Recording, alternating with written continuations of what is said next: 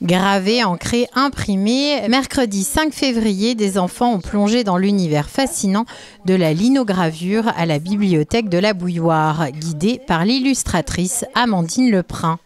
Une occasion unique pour eux de découvrir la gravure sur un support inhabituel. Alors ça peut être sur du bois, du métal, il y a différents types de gravures. Moi j'utilise de la gomme parce qu'avec des enfants jeunes, là les plus jeunes avaient 6 ans, 5-6 ans. C'est un matériau qui est très souple et il n'y a pas du tout de risque de se couper ou des choses comme ça.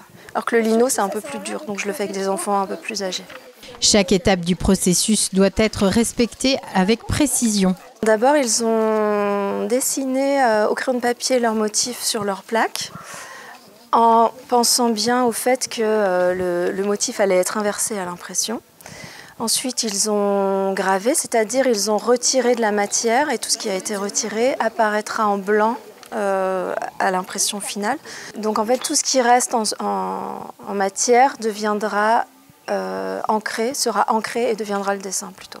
Pour réaliser leur estampe, Amandine leur a proposé un travail en 2 couleurs. On l'a fait en 2 tons, en bichromie. Donc on a imprimé d'abord le fond, un fond de couleur. Bon là c'était orange fluo en l'occurrence. On a imprimé un fond de couleur avec un polystyrène, enfin un matériau pas très cher. Hein.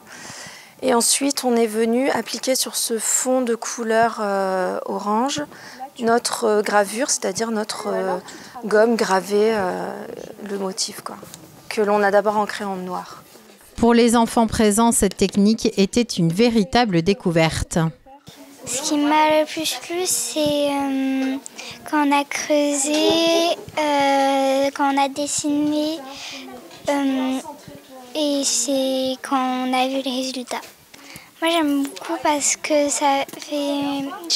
J'ai pas encore testé avec orange et noir, mais j'aime beaucoup en blanc et noir parce que du coup, moi j'avais fait un hérisson avec un arc-en-ciel et du coup, le hérisson, on le voit mieux que je pense si on aurait fait un orange.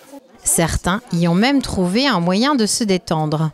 J'ai appris à graver sur des gommes. J'ai fait un papillon parce que j'aime bien les papillons. C'est relaxant et on est plus détendu. Si Amandine anime des ateliers de linogravure, elle n'utilise cependant pas encore cette technique dans ses livres.